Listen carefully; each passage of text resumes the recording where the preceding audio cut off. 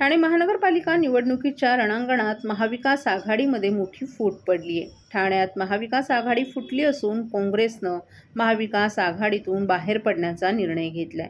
ठाण्यात काँग्रेस स्वबळावर महापालिका निवडणुका लढणार आहे. काँग्रेसचे जिल्हाध्यक्ष विक्रांत चव्हाण यांनी याबाबत घोषणा केली आहे.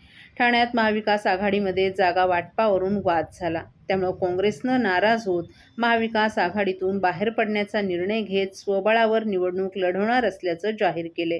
दिलेल्या जागा मान्य नसल्यानं आणि शिवसेनेनं मनसेला सोबत घेतल्यानं काँग्रेसमध्ये नाराजी पाहायला मिळते. आम्ही जितेंद्र आव्हाडांच्या विरोधात निवडणूक लढणार आहोत. आपल्याला स्वबळावर लढण्यास भाग पाडलं असं मत विक्रांत चव्हाण यांनी व्यक्त केलं.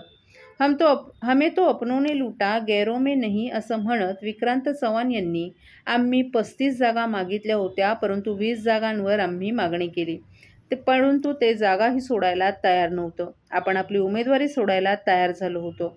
आम्ही 3 वेळा लेखी प्रस्तावही दिले होते. उद्या उमेदवारी अर्ज दाखल करण्याची शेवटची तारीख आहे. अडचणीत असताना जितेंद्र आव्हाड आणि राजन विचारे यांना आपण मदत केली. तेच आज आपल्या जीवावर उठले आहेत.